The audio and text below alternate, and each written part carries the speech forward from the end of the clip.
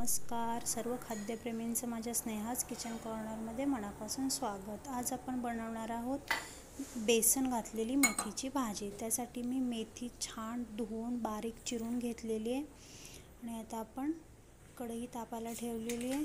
त्यात मी 2 चमचे तेल घातलेले आहे आणि आता आपण घालतोय घरगुती रोजचे मसाले। त्यात मी अर्धा चमचा मोहरी घातली, अर्धा चमचा जिरे घातले। जिरे मोहरी छान तडतडल्यावर आपल्याला ठेचलेलं आलं आणि लसूण घालायचं। एक 2 पाकळ्या लसूण आहे आणि अर्धा इंच आलं, ते छान ब्राऊन रंगावर भाजायचं। त्यात मी 1 चमचा ओलं खोबरंही ॲड केलेलं आहे। आता आपण घालणार आहोत त्यात अर्धा चमचा हळद। हळद ही नेहमी लास्टला घालायची फोडणीत, म्हणजे ती करपत नाही, तिचा कलर आहे तसा राहतो। आता आपण यात पाणी घालून घेऊयात।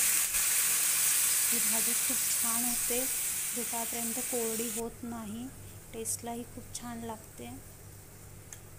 ह्यात आपण आता चवीनुसार मीठ घालतोय आणि अर्धा चमचा हिरव्या मिरचीचा खरडा घातलेला आहे, त्याने ह्याची टेस्ट खूप छान होते। आता हे पाणी छान उकळवून घ्यायचं आणि पाणी उकळल्यानंतर स्वच्छ धुवून घेतलेली मेथी ॲड करायची आहे। मेथी ही आपल्याला 2 मिनिटं ह्या उकळत्या पाण्यात छान शिजवून घ्यायची आहे, की ज्यामुळे ती सॉफ्ट होते। मेथीचा कलर चेंज झालेला आहे, छान सॉफ्ट झाली आहे। आता आपण यात घालणार आहोत 2 चमचे बेसन। माझ्या रेसिपी तुम्हाला कशा वाटतात मला नक्की कमेंट्स करून सांगा। तुम्हाला माझ्याकडून बघायला काय आवडेल तेही रेकमेंड करा, मी नक्की फॉलो करेन। प्लीज माझ्या चॅनलला लाईक करा, शेअर करा आणि सबस्क्राईब करा। बघा हे बेसन छान परतवून घ्यायचं आहे, त्याच्या सर्व गुठळ्या मोडून घ्यायच्या आहेत, म्हणजे ते छान शिजलं जातं। एकसारखं हलवून घ्यायचं आणि आता हे आपण 2 मिनिटं बेसन शिजण्यासाठी झाकून ठेवायचं। बघा आपली भाजी आता बेसन शिजून छान तयार झालेली आहे, अगदी पटकन होते ही भाजी। भाजीची तयारी असेल तर ऑफिस डब्यासाठी एक बेस्ट ऑप्शन आहे।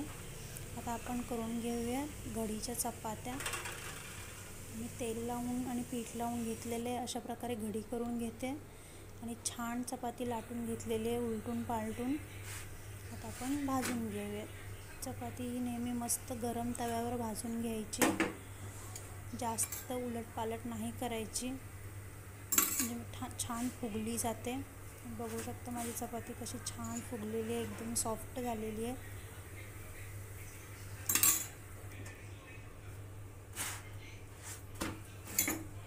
मस्त टिफिन तयार होतो, घाई गडबडीच्या वेळी करायला, सीझनच्या वेळी छान होते।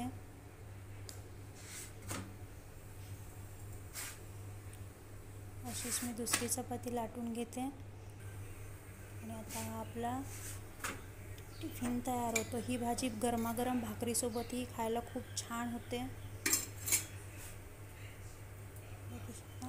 10 ते 15 मिनिटात आपली भाजी आणि चपाती तयार होते। माझ्या चॅनलला लाईक करा, शेअर करा, कमेंट्स करा आणि सबस्क्राईब करा।